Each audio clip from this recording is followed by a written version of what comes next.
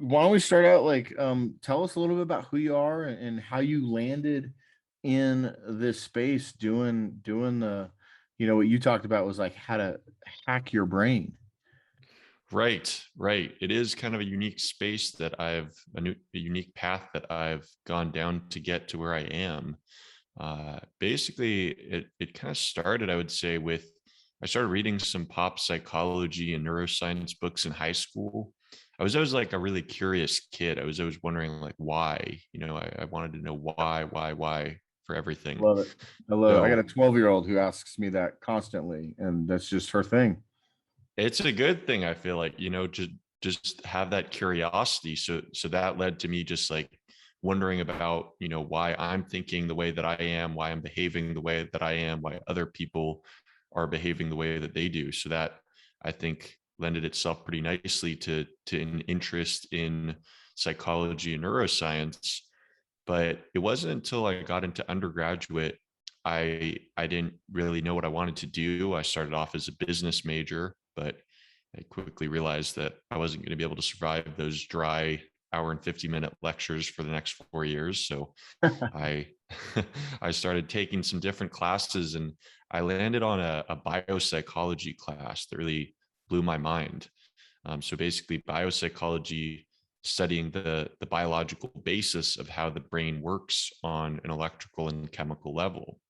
So I realized that with the electrical side of things, we can actually directly measure a person's brain activity with a technology called an electroencephalogram, which is kind of a mouthful, which is why they shortened it to EEG. Yeah. So I started working at a lab at my college where we were doing a study involving that EEG technology. So I learned how to collect and artifact that data. And I was super fascinated by just the fact that I could see someone's brain data, the little squiggly brain waves in real time as we were recording them on someone. So I thought it was super cool, the research we were doing, but at the same time, I was like, you know, all right, we're able to assess what the brain's doing, but is there any way can we actually change and improve the Yeah. electrical rhythms of the brain? That's the part So that fascinates me because I was reading on your website some of this stuff. And then I was that kind of took me down the rabbit hole of this whole sort of ancient or maybe primitive, I don't know what the right phrasing is, way of using like magnetic rocks to manage or manipulate the electrical, you know, impulses of the brain and how you could actually manipulate those.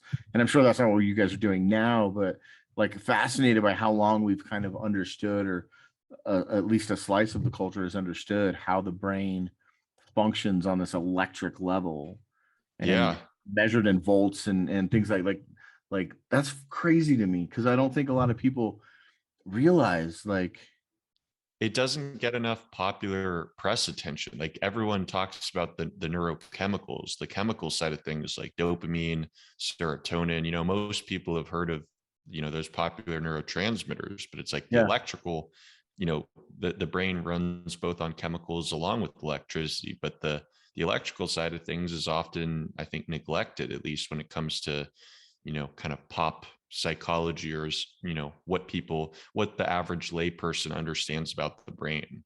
Yeah.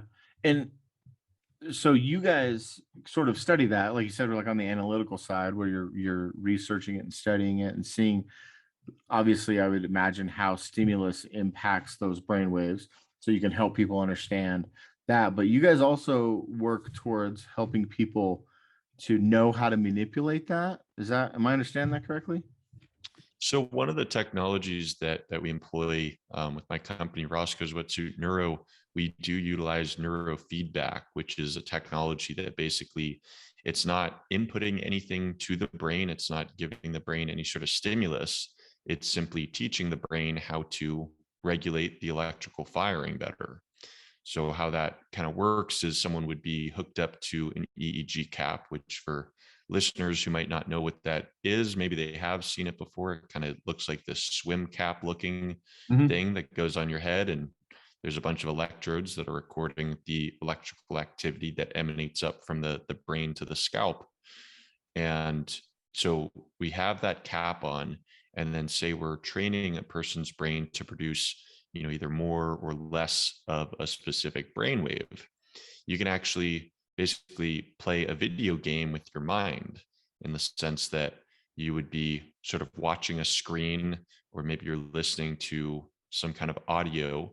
So it could be either audio or video. And say, as your brain produces more of the desired electrical rhythms, the audio would get louder, or you would see the video screen get larger. So it's telling your brain, nice job, keep doing whatever it is you're doing to increase that, to get that positive feedback. And then when your brain, say, deviates from that desired electrical frequency, you would see the screen get smaller, or the audio tones get quieter. So it provides real-time feedback, telling your brain exactly when it's doing its job correctly, and when it can do something, when it needs to revert back to what it was doing. So it's basically teaching the brain, exactly how to, shift into these different states, and Okay. it's completely trainable. So you're sort of teaching it how to upregulate or downregulate in based on the stimuli that's being presented. Well, it's not exactly based on that. I would say that, so say we're, to give a more concrete example. So there's different brain waves that are kind of divvied up based on their frequency, how often they're occurring. So one of the fastest brain waves that we talk about are beta waves. Beta is super important for concentration, focus, attention. So oftentimes, say, in individuals like with ADHD, they struggle with that, and they often have deficiencies in beta waves, specifically kind of in the front part of their brain. So a treatment approach might be to do neurofeedback, in which we're training a person to produce more beta brain waves. So someone's going to naturally be producing more beta waves when they're focused and concentrating on, the screen. And then say they have a thought, oh, I wonder, what am I going to do after this? I got to make these phone calls. What am I going to grab for lunch? Those sort of thoughts, that sort of mind wandering, that inattention, is usually a shift down into a slower kind of alpha frequency.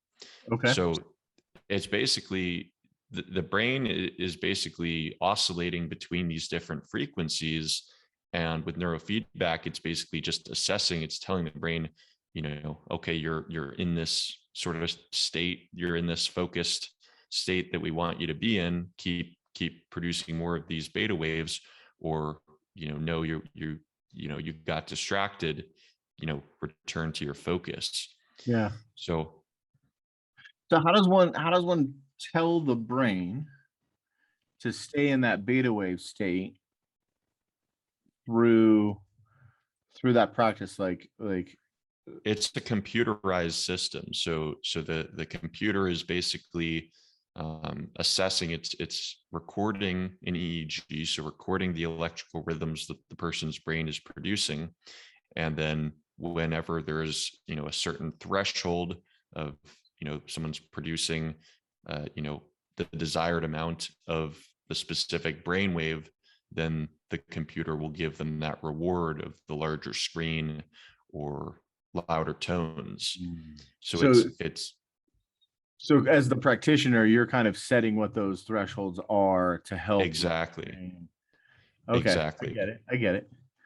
So if I brought in someone who, say, was ADHD, you would first have to kind of get baseline and assess where their brainwaves are at, and then you kind of determine this is what we think the more appropriate levels would be, and then you just go through a series of sessions, I'm assuming, to help train that into that state. Is that am I Yeah, tracking yeah, you're about understanding right? that pretty. Yeah, yeah, yeah. So that we always start out with what's called a QEEG brain map, which is basically that core EEG technology, and then the computer kind of just translates, that raw data that'll show up in just these kind of squiggly lines, into a more kind of a user friendly sort of format, into these kind of 2D brain maps. So we're able to assess the different frequencies going from the slowest of the brain waves, delta, and then theta, alpha, and beta. So we're able to assess the electrical activity in those 4 frequencies and see if someone's producing either too little of that brainwave, too much of that brainwave, or healthy quantities of that Yeah. brainwave, and also in which area of the brain that's occurring in. So that's so important that we do that initial assessment, because say, we were talking about, say, ADHD, that's a condition, it could show up completely differently for 2 individuals who are reporting the same symptoms. One Sure. person's symptoms might be due to an excess production of slower alpha waves in the frontal lobe, and someone else's symptoms might be due to those alpha waves being produced too much in like the temporal lobes, Yeah. which sit kind of right above and behind the ears. So it's super critical that we start off with that initial assessment that basically gives us like a roadmap of, okay, this is this person's unique neurophysiology, and okay, they probably need this sort of protocol would work best for them based on what they're deficient or in excess of.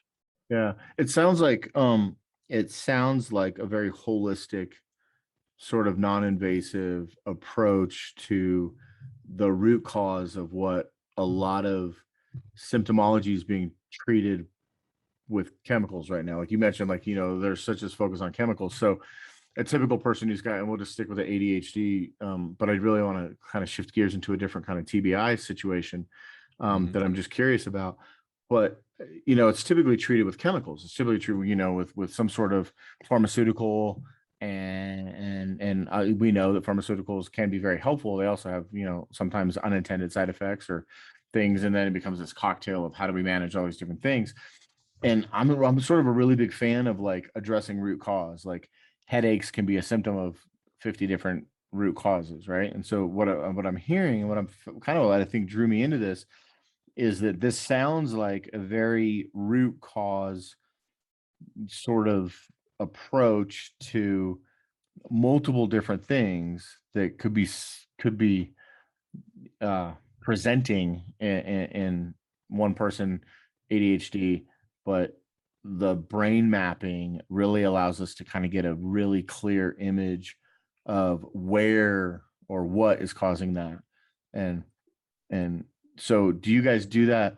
Like, I guess my question would be, is that a fair assessment? And for people who are looking to address maybe chemical imbalances, or what maybe has been diagnosed as a chemical imbalance, or some sort of a brain function, I don't feel like this is really being prescribed enough. Or is this kind of like you were saying, this doesn't get enough love? I feel like this doesn't fit into like standard Western medicine treatment plan. Is that accurate?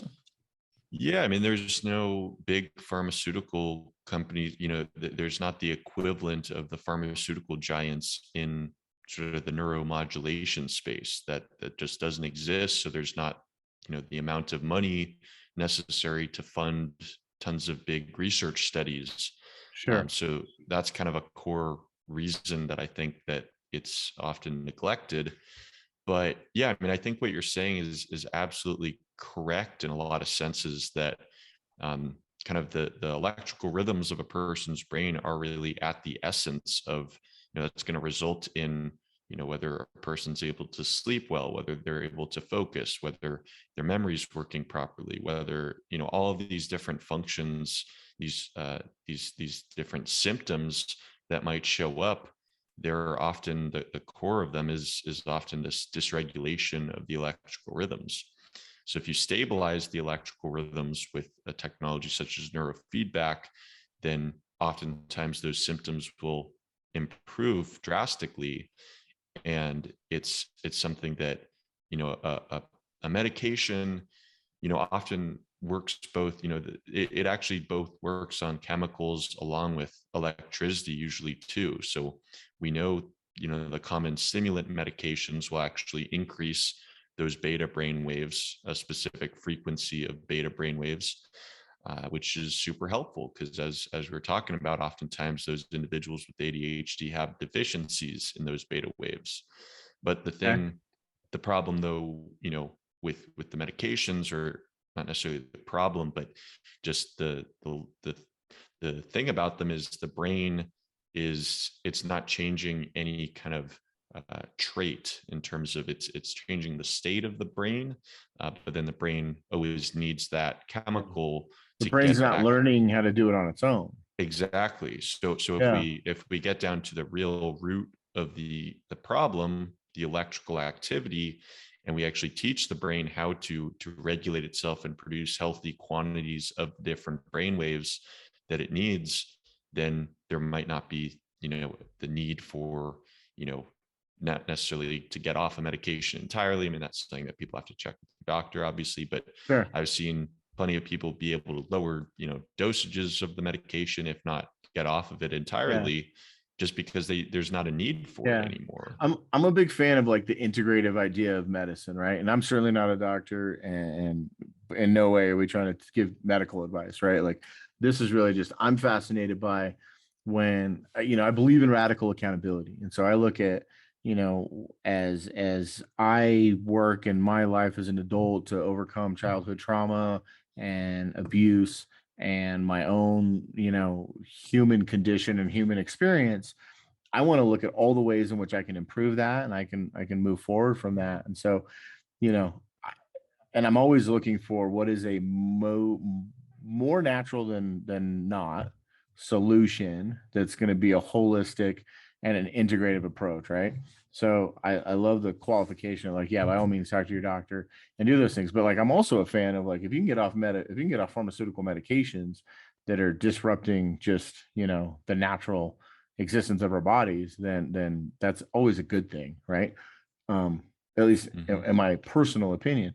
So is the brain mapping that you guys do and sort of the training of the brain, is that something that sticks? Like I know in a lot of like personal development spaces they talk about rewiring your neural pathways through like meditation or visualization and affirmations and things like that, and I'm a fan of those. I think they're helpful. What I've seen in my own experience though is that the thought patterns that you're trying to rewire always tend to come back over time, right? And so it's like it's kind of a constant process. I'm wondering if as you train the brain, right, as you train it to keep those brain waves in the spaces that they need them, is that sort of like a program you go through and then you're mostly, I hate to use the word cured, but that's like you're mostly get back to a better baseline and it stays there? Or is that something that like going to the gym, you just got to do it for the rest of your life? That is a great question, Keith. And I tend to think of it more as more like the latter, in terms of the gym where, there you don't reach a point where you necessarily I mean it depends on what kind of issue that you're working on. And it's something that so, neurofeedback, one of the technologies that, we use to train the electrical rhythms of the brain, can take, sometimes, uh, clinicians will use, 20, 30, 40, sometimes even 60 sessions, depending on what the condition is. Whereas another technology such as neurostimulation often packs a lot more of a punch in the sense that Okay. it will deliver, those same quantifiable brain changes that we see on the brain maps, but in a lot shorter amount of time, say 5 to 10 sessions. And what I tell people is usually you can expect, that the results, it sort of, can sort of guide your brain kind of into the right, onto a right path, and often generate a lot of positive momentum in the sense that, if we do this neurostimulation or neurofeedback and it helps people sleep better, then they have more energy the next day Mhm. that they can then use to say start cooking healthy meals and to start exercising and socializing Yep. and all these other things that are going to point the needle in the right direction. And also kind of like I feel like this whole neuro hacking, neuromodulation space that I'm in, it's simply a piece of the puzzle in the sense like, Yeah. if you're not, if someone was to do neurofeedback, but they're eating a lot of junk food, processed foods, sleeping 2 hours a night, Yep. like it's not gonna deliver those same kind of results. So Yeah. it's really, I think, holistic, like looking at just the whole picture. But to address the question as far as like how long the results last, it usually will be pretty long lasting. There've been follow-up studies like looking at the changes even after a year, often are pretty, consistent still. But that's barring, if someone was to leave, treatment, or to leave these sessions, and then they got hit in the head with a baseball, it's going Yeah. to change some things. And same deal Yeah. with if they're living a lifestyle that's not brain healthy, it can result in these changes, not Yeah. sticking as well. In the same way that if you were to go to the gym, but you're not eating a diet that's high enough in protein, and you're not getting all of Yep. the essential amino acids that your body needs to actually, recover and build muscle and grow muscle, it's not, kind of putting everything Yeah. together. You need Yeah. you need both sides. I'm always wary of people who, or practitioners in any space, that feel as if this is the cure, right? This is the solution. And I love that you brought up that it can certainly help and be a part of the program. But if you're not eating right, if you're not sleeping right, and there is this domino effect, I feel like, in when we're taking care of our health and when we're addressing it from a root cause standpoint, because I do go to the gym often, and the days that I go, I'm already in that headspace that I've put in time and energy to train my body in a certain way, and that triggers in me a desire to eat differently that day. And the days that I don't go to the gym, I'm not as cognizant or mindful of what I'm eating, right?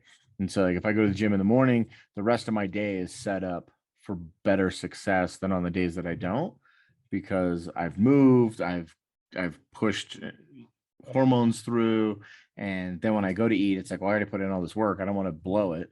So I love the idea of like this domino effect and just being a piece of the puzzle to a much more holistic approach. Because why go in and do the brain mapping and the brain work and then, go on a 3-day bender? Like that, it seems like Yeah. you know, you'll be undoing all that work. Um, yeah, fascinating stuff. So I'm really curious also about where this lands for people. I have tons of questions, man. Like in the addiction space, because I know that Mhm. like a lot of like drug addiction and porn addiction, and I do talk a lot about you know, especially because my podcast is mostly appeals to the male audience, like anti-pornography and things in that nature. So I'm curious, like, does your practice sort of run the gamut of all of those things, from like recovery space, traumatic space, to like, and I'm really curious about like TBIs, traumatic brain injury, stroke, how you get like, it seems to me like all of it would be applicable, right? Yeah, absolutely. So I'll say my company now is strictly like peak performance and wellness based, because I'm not actually Okay. a licensed psychologist, meaning that I can't claim to treat any specific psychiatric or neurological conditions with the technology, even though Okay. there's plenty of research that says the technologies help with those things. I just have to Yeah. be a bit careful with wording. Instead of treating your depression, we're improving your mood. Instead of treating your Right. anxiety, Yeah, we're I reducing understand that. stress. So Sure. just kind of semantics. But yeah, related to addiction, I utilized this technology at a substance abuse and mental health treatment facility in South Florida for a little over a year, where I was working there, and saw, yeah, great improvements with people utilizing oftentimes neurostimulation, to get off of, oftentimes people were getting off of, alcohol or recreational drugs. And when they're going through, the detox phase, I mean, people are not happy, they're not doing well, they can't Mhm. sleep, they're anxious, they're depressed. So the neurostimulation oftentimes kind of alleviated a lot of those withdrawal symptoms, helping people sleep better, reducing their anxiety. So it actually made their recovery process kind of a lot smoother. And, in terms of when we talk about addiction, regardless of what, whether that's, porn addiction, drug addiction, alcohol, gambling, they're all rooted in the same kind of, reward circuitry of the brain. They're all triggering dopamine release, which is, a neurotransmitter that is really associated with reward and kind of, gets us, whatever triggers that dopamine release, we keep doing more and more of. They've found that mice, will keep going on those little, hamster wheels or whatever. They'll keep running in order to get like more sugar, more cocaine. They'll keep running, until Yeah.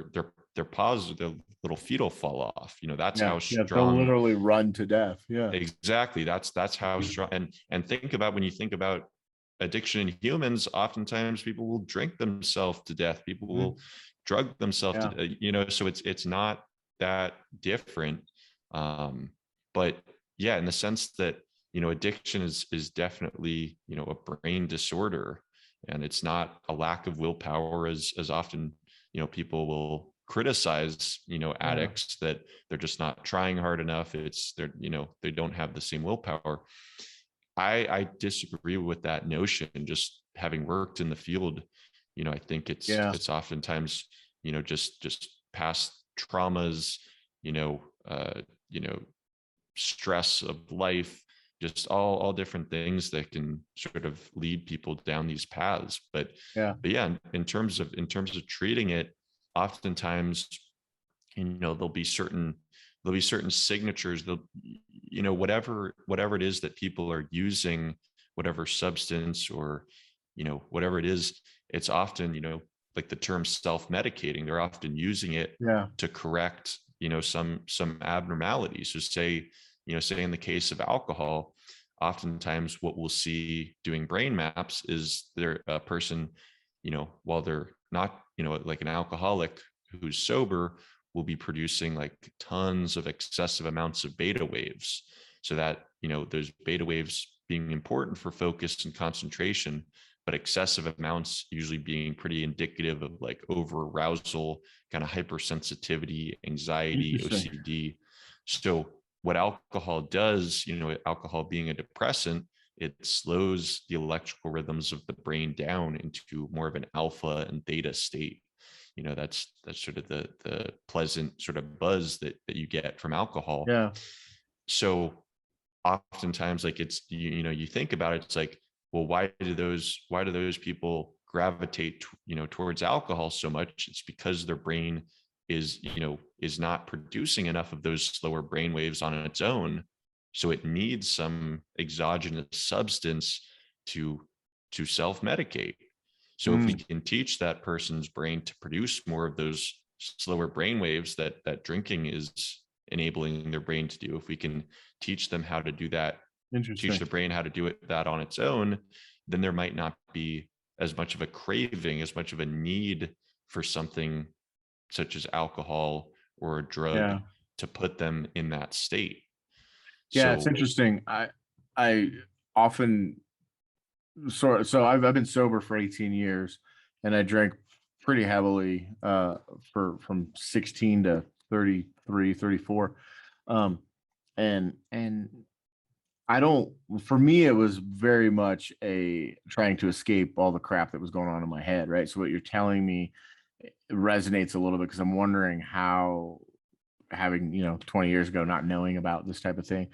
Um and also I sort of have landed in my own journey in this place where like I feel as if most addictions, while yes, there becomes a chemical dependency on, alcohol or drugs or the hormone release from other, visual entertainment, or, it's funny you mentioned gambling. I was born and raised in Las Vegas, and so I know that I've seen that addiction play out very well. Um, it's often a way to escape having to deal with issues and having to think through the other stuff. So like that kind of ties back. I would be curious to know if the addiction brainwaves that you guys have identified are similar to the brain waves of anxiety and depression and things of that, Yeah. because, and from my viewpoint, and I certainly don't, I'm totally open to being wrong here, but I feel like most addicts are don't originally start out with a craving for alcohol. It's numbing something else, and then the chemical dependency becomes the other thing. And so, have Mhm. you seen that correlation there? Oh, exactly. I mean, that's why, I mean, I would say it was pretty rare that we would see people who are strictly substance abuse. There's Mm, almost always, almost always it's comorbid cases, alcohol use disorder, major depressive disorder, there's wow. almost always comorbidity there because yeah, you're exactly right.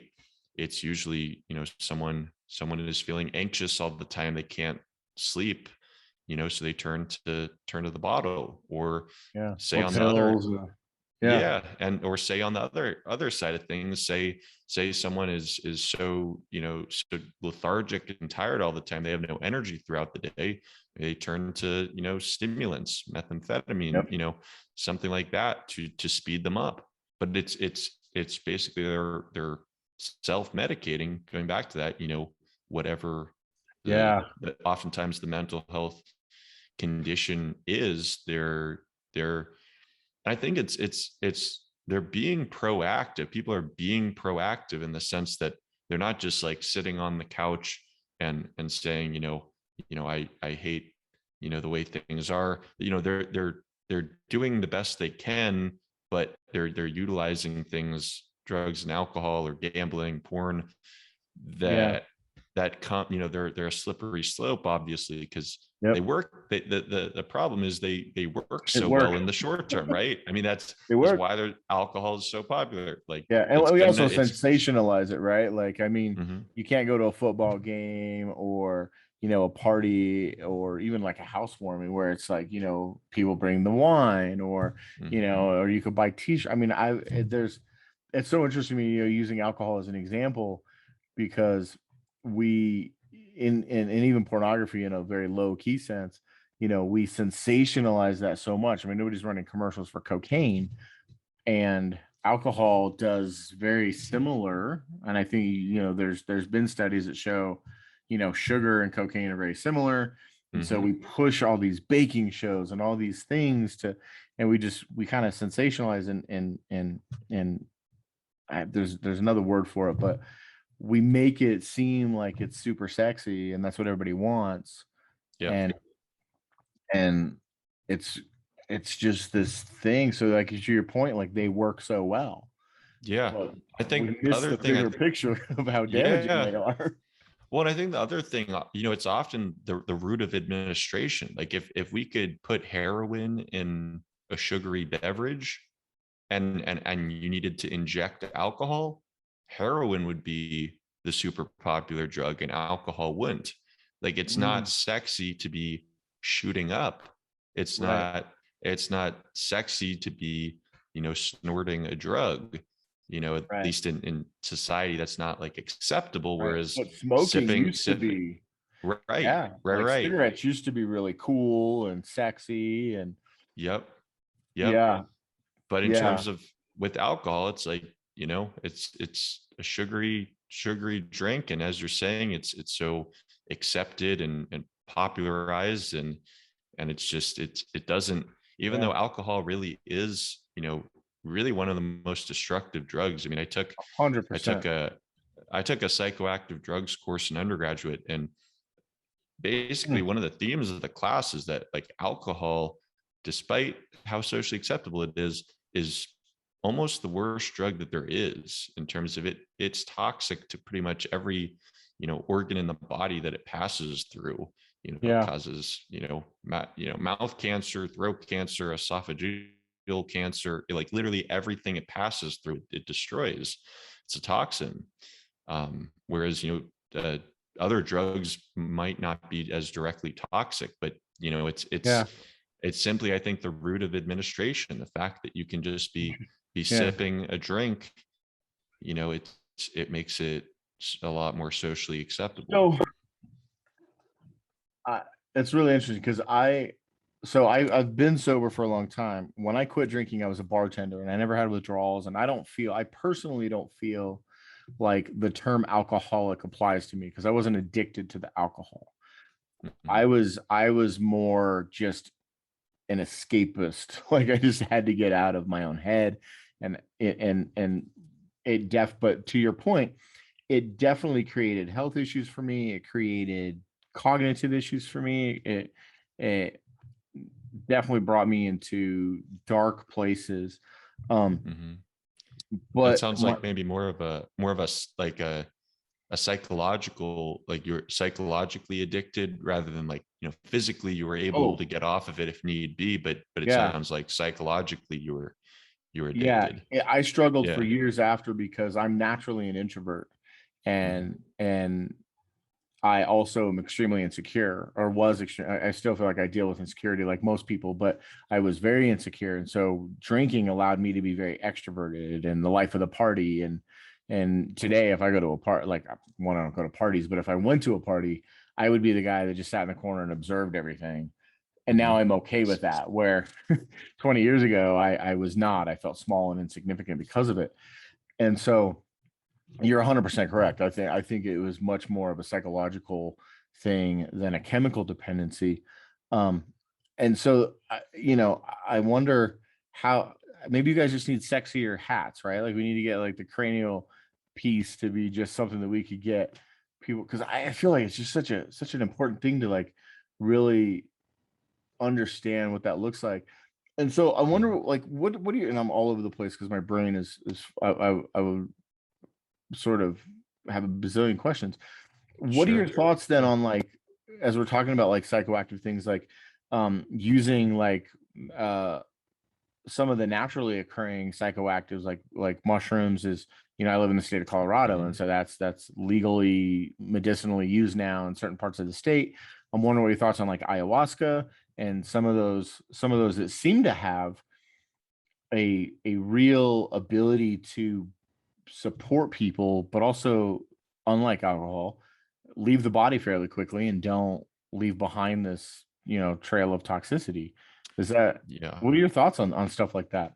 Yeah, no, that I'm so intrigued by that body of research and clinical applications. I mean, I've had several researchers on my shows, or on my podcast rather. One guy specifically, from John Hopkins, so John Hopkins has the first center for psychedelic research in the country, that just I believe it was founded a couple of years ago. So it's a whole center devoted to studying all of these things, such as what you mentioned, what you alluded to: mushrooms, LSD, MDMA, all of these things that, they often work, somewhat differently than, your kind of classic addictive drugs, going to work more Yeah. through triggering dopamine release. And a lot of these psychedelics more so work on serotonin receptors. Okay. So they don't possess the same kind of addictive qualities. They're not habit forming, most of them, in the same way that kind of a average, a typical addictive drug or alcohol is. Yeah. And I think that people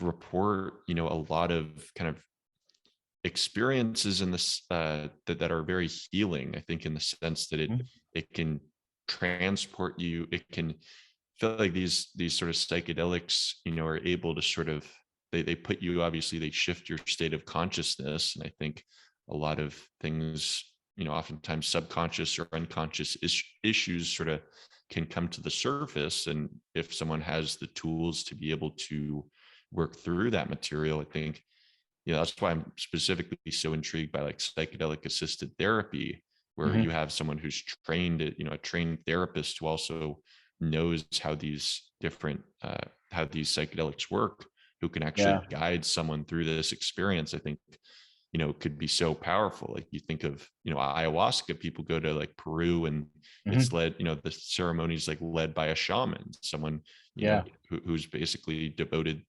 their lives to helping people, go through these kind of experiences and Yeah. process the material that comes up.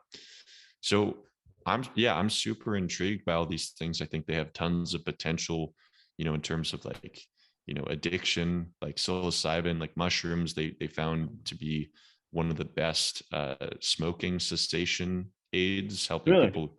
Yeah, there was a study, That's yeah, that fascinating. found it was like, and I believe it was just like one dose, like one large dose of mushrooms was able to like help people stop smoking more than like taking, some drug, some antidepressant Yeah. drug or something like every day. So I think there's tremendous therapeutic potential with a lot of these different things. Like MDMA is starting to be used, like they're Yeah. studying it for like PTSD in veterans, who come back. And like PTSD is one of those things that is so hard to treat, and people often really turn to alcohol or other Yeah. substances to cope with. And if we could address, I actually view the sort of drugs along with like the psychedelic drugs in a sort of similar light to the neuromodulation stuff that I do, since I feel like it's really addressing some of those core issues. It's like it can help people like get to the root of some of those traumas that's resulting in all of the depression and anxiety and Yeah. OCD and PTSD they're experiencing. But it's like, if you could actually work through those core issues, maybe with the aid of either therapy, you know, or the neuromodulation stuff I do, or psychedelic drugs, or maybe a combination of the different things. I Yeah. think that can be a super powerful approach. So are you aware of anyone who's doing sort of your body of work or your modality in conjunction with to study that? Is that like what Johns Hopkins is doing in like early stages or what? Not specifically studying like, yeah, there, I don't think there is any research that yet that's studying actually like say neurostimulation or neurofeedback, how it um how it works together if someone was to do, psychedelic or something. But Yeah. that the substance abuse treatment facility that I was working at, we would do neurostimulation. Like there'd be ketamine infusions that people would do Okay. for depression, and we'd actually do neurostimulation with those patients a few hours before they did the ketamine sessions, because like neurostimulation, one of the effects is increasing neuroplasticity, increasing the Okay. brain's ability to change and rewire itself, which is the same as what ketamine and a lot of these other psychedelics do. So it's, in my eyes, even though I don't think there's really much research that's been conducted on this, I think they're incredibly synergistic.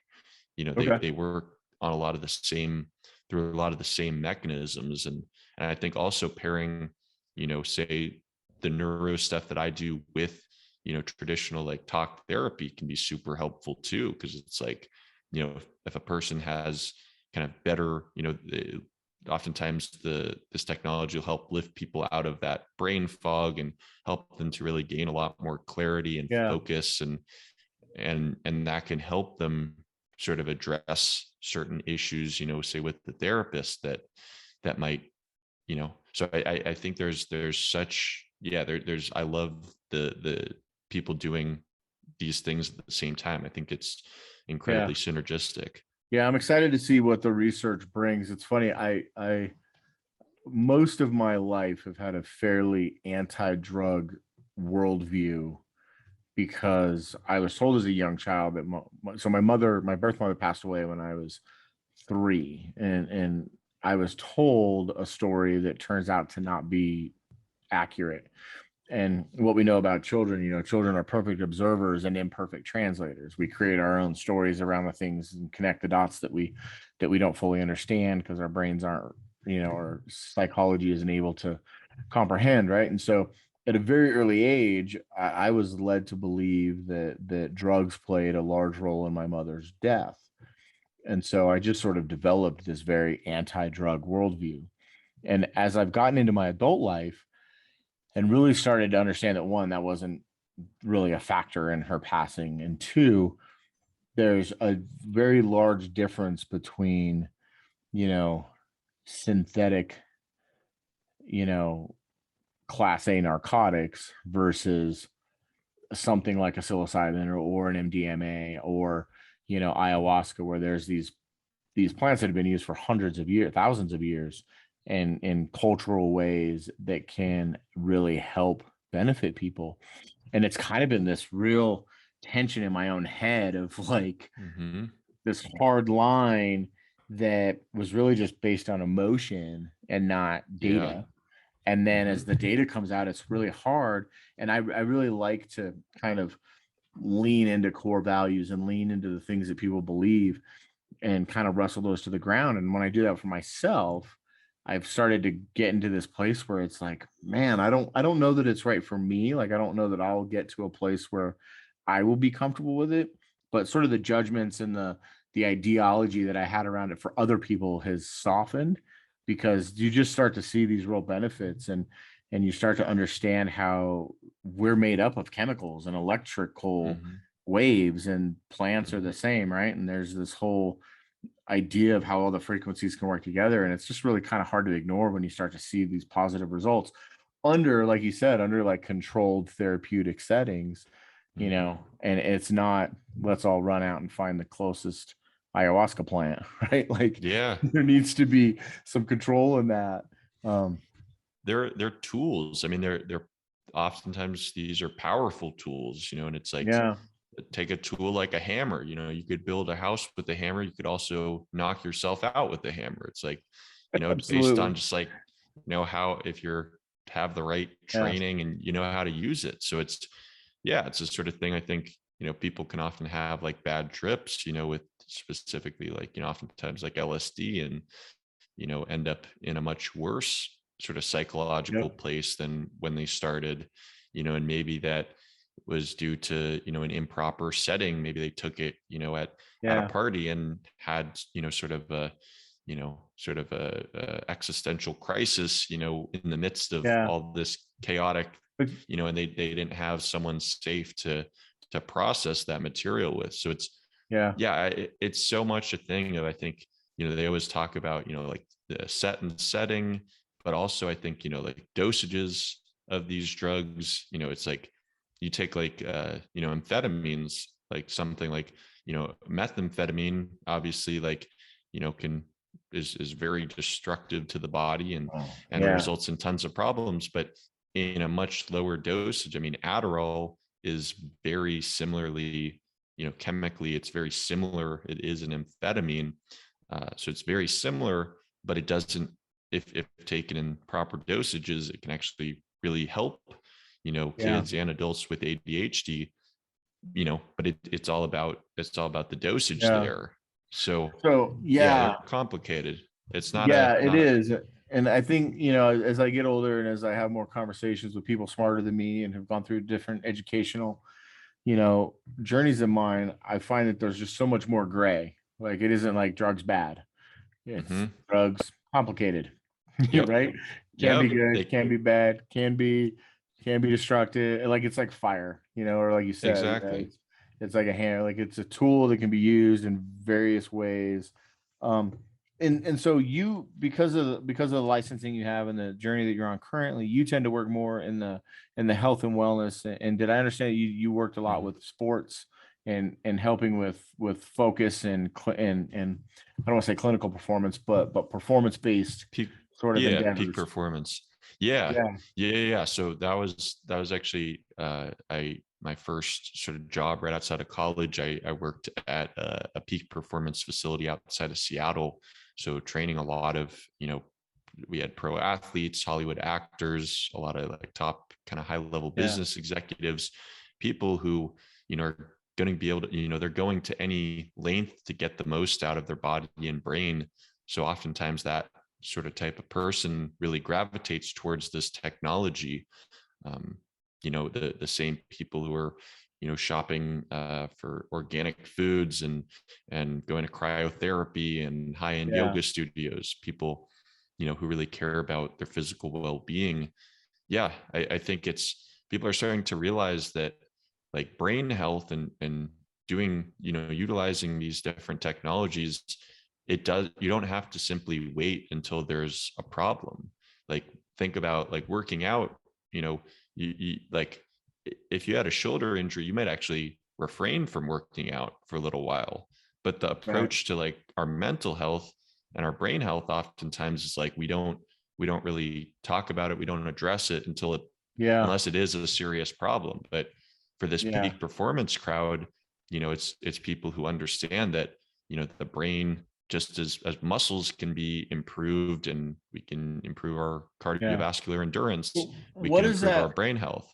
If I'm listening to this and I'm thinking, okay, I feel pretty good physically and I kind of have my act together, but I know that I Mhm. can level up, right? I can up Yeah. level what I'm doing. I can increase my physical or mental acuity in the Hmm. realm of whatever my area. Cause like, there's it's funny, like you lumped athlete, actor, CEO together. And so like the Hmm. through line for me for that is like, mental focus, mental clarity, and the ability, it sounds like the ability to process a lot of things at one time.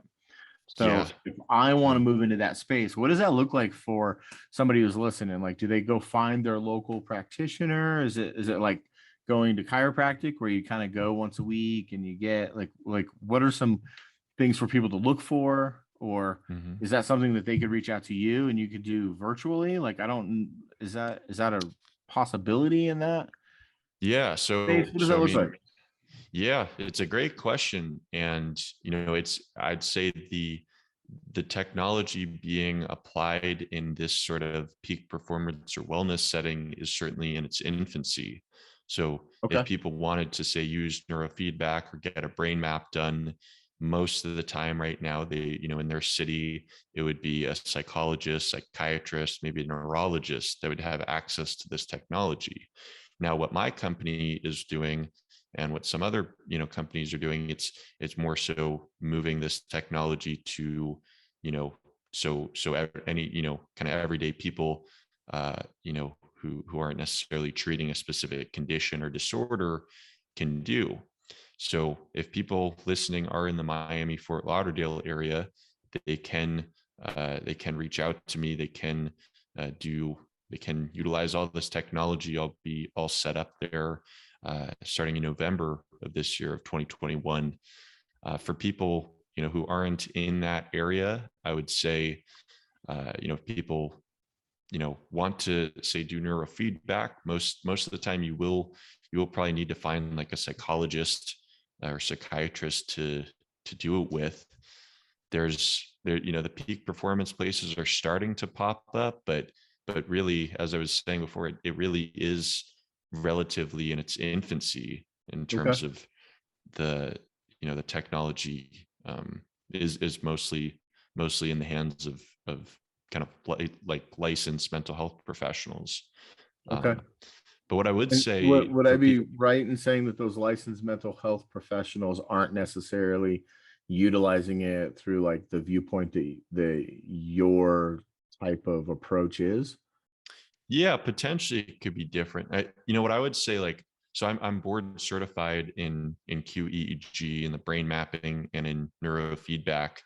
And so people who are, say, looking for a practitioner, I would definitely recommend you take a look at if people have these couple credentials. So like a BCN is the board certification neurofeedback, and then a QEEG-D is the QEEG diplomat, which is the certification in the brain mapping. So Okay. I think, you know, if people have those credentials, then it's, regardless of whether, it's a psychiatrist or me, we've then, you can know that we've gotten similar training and experience utilizing the technology, which I think is so important because it's like, if you have a problem with your car, you don't want to just take it to any random Joe Schmo who could Oh, 100%. not only not solve things, but maybe make things worse. And it's like, same deal, like when it comes to training the brain, if you don't know what you're doing, I don't want to say you could cause like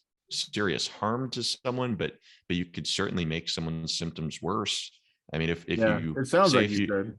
say if you didn't do a brain map, right, and you don't know what a person's brain, the its unique neurophysiology, and then say someone is complaining, oh, I can't focus, I can't pay attention, that's often due to those beta brain waves being deficient. but sometimes it could be something else. It could be an excessive amount of theta waves, which, those need to be reduced. So Yeah. say a person has plenty of beta waves already, but the practitioner hears, oh, they're struggling with focus and attention, that, they'd probably benefit from more beta waves. But if that person's brain doesn't actually need more beta waves, you could potentially worsen someone's symptoms without, without trying to. Yeah. So it's I feel like it's an art and a science, in the sense of, Yeah. it's, yeah. I think a lot of the holistic approaches are there's a lot of data and a lot of science and a lot of information that supports what it does. And then because you're playing in this sort of, not that it's fringe by any means, but sort of emerging fields, there is a little bit of an artistic balance to it and treating. And what I'm hearing throughout all of this is like kind of circles back to the earlier ADHD analogy, is that like everybody's different, right? And Mhm. and I think part of the challenge that we have socially is that we keep trying these one size fits all approaches for people or for issues, and it's like this is actually going into that and going, this is what the individual needs, not what ADHD needs, right? Like, and for me, I think that's really important for people to understand, is that, you can have a problem with alcohol, or you can have a problem with some sort of other, diagnosis, but the resolution isn't the same for you as it is for anyone else. Because I quit drinking cold turkey because I had a sort of come to Jesus moment where it was like, I'm either going to fix this or I'm going to be dead.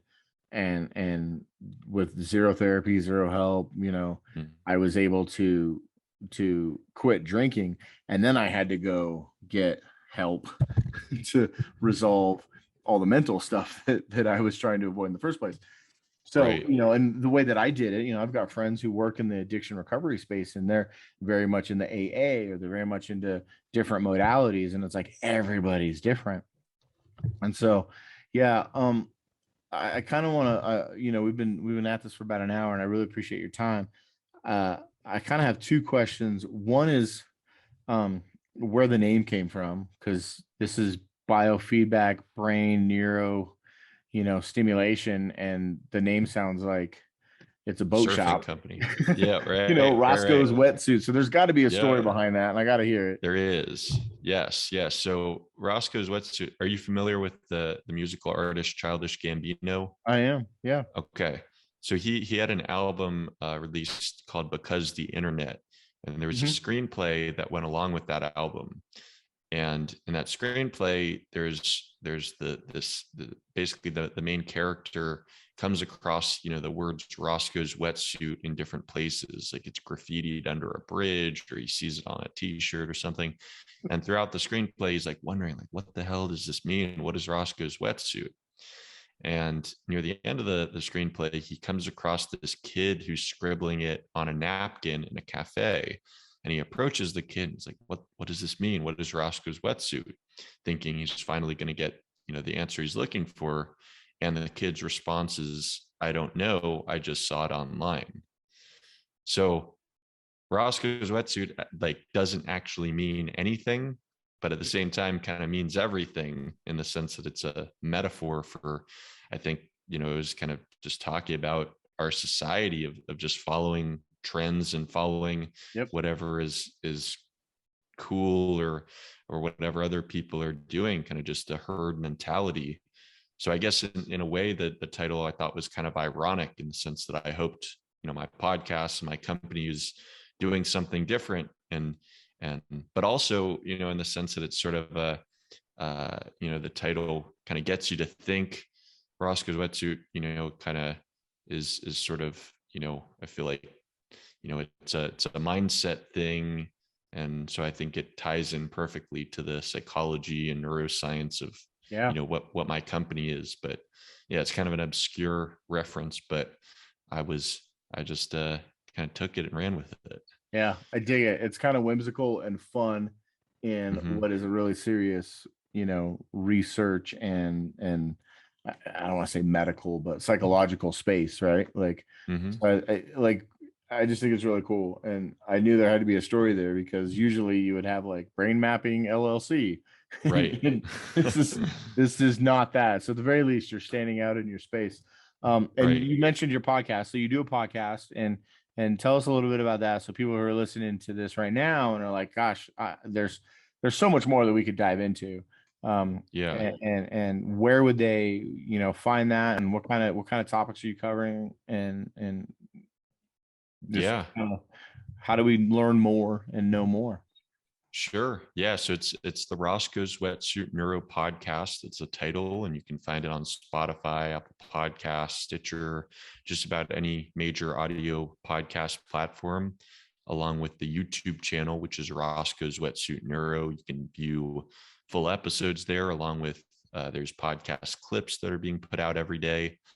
Um, and yeah, so the podcast, that was really the start of this whole thing, which really emanated from just my own desire to grow my knowledge and expertise in my field in terms of learning about neuroscience, psychology, exercise science, nutrition, and just all of these things I was personally interested in. And the way I would explain it is, it kind of gave me an excuse to talk to a lot of people who I otherwise would have no business talking to.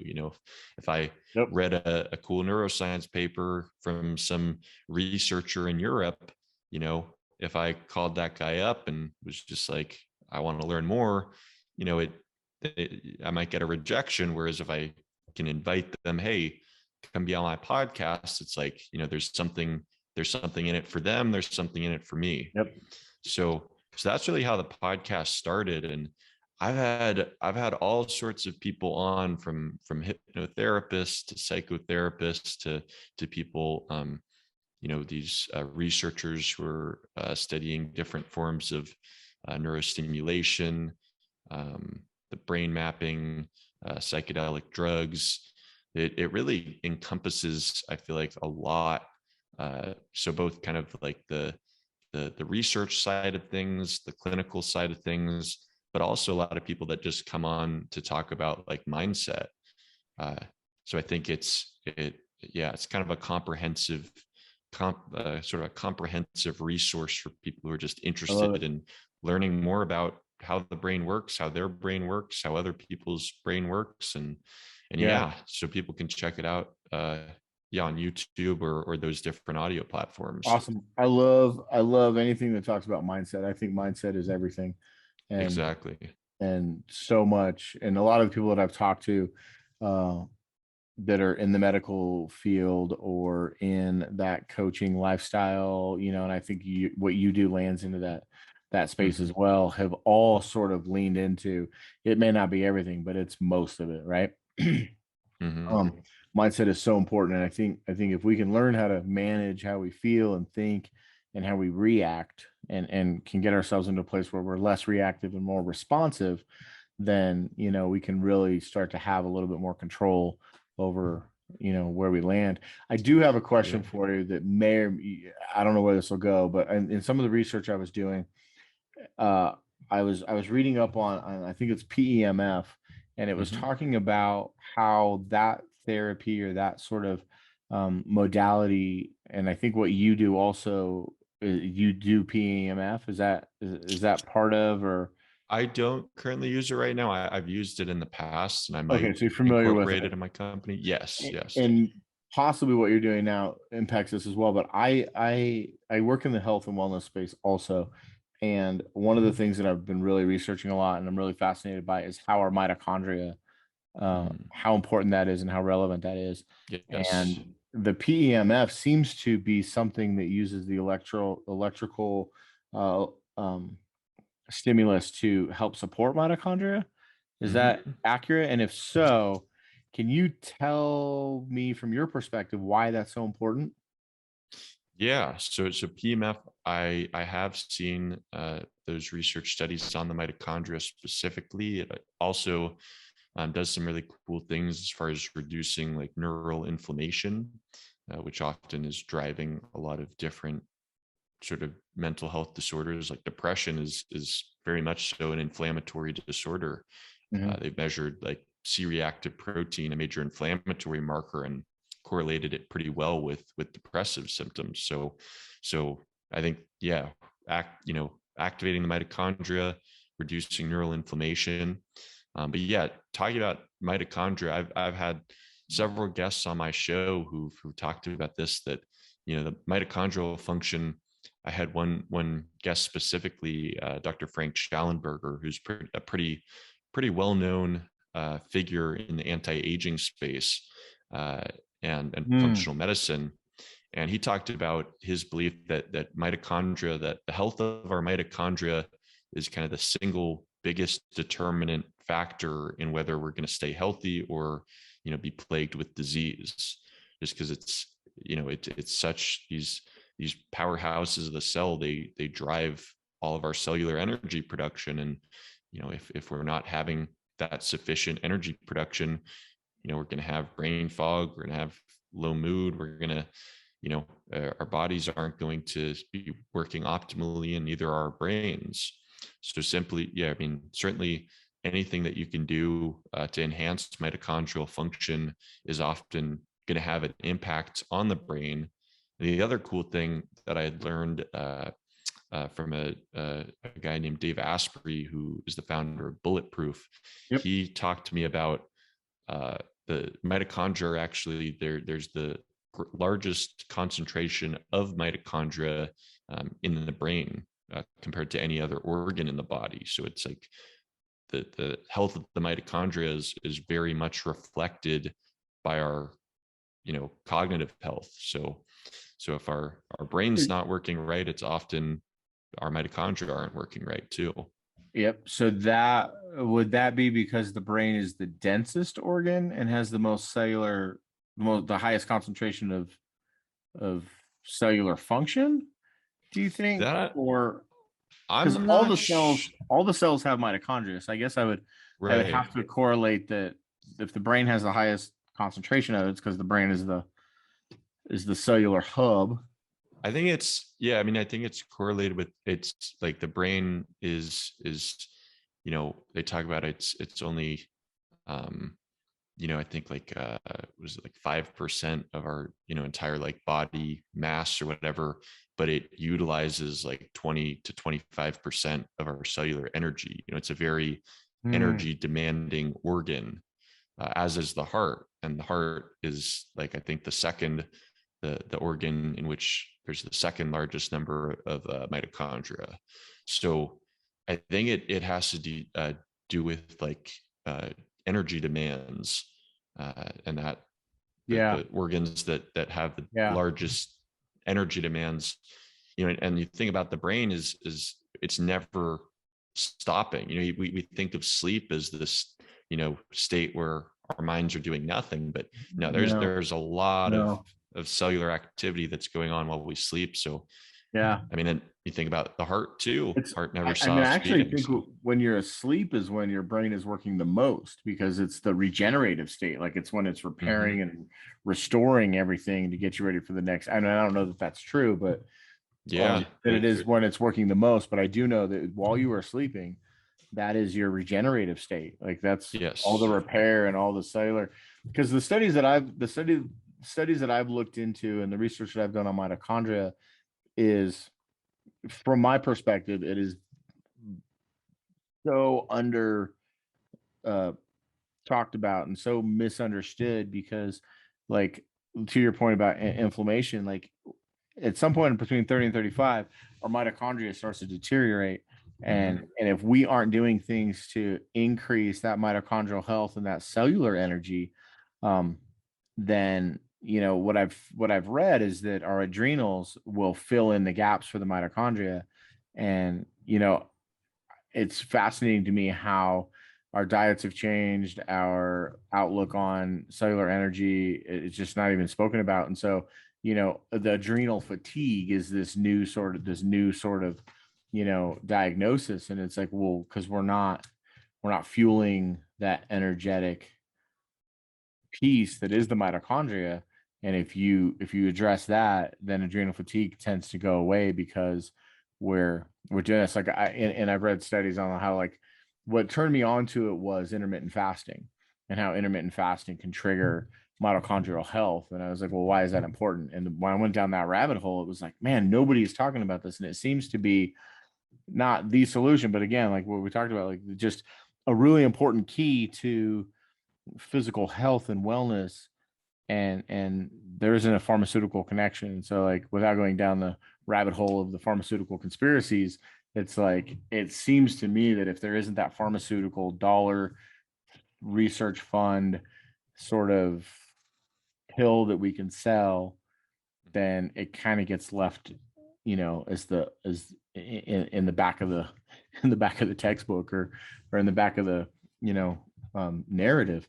And it's just so vital. And I was curious to ask you about it because, again, when I look at different modalities that I think are valuable and that I think are more holistic, I always seem to find this mitochondrial connection. And what you shared just kind of confirms that.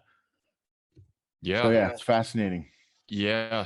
No, there certainly there almost is always, yeah, mitochondrial connection.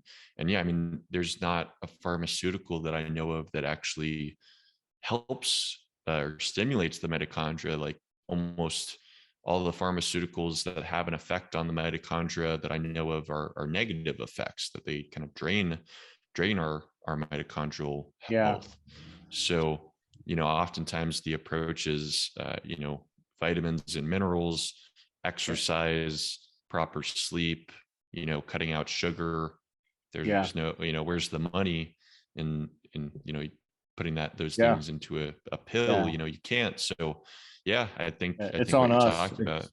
Yeah. Yeah, it's the accountability factor. We have to take those things into our own hands, and we have to really understand it and recognize, like, without getting into too spiritual of a place, but like I really feel like when we're born, we're perfectly made, and all the things that we need are there.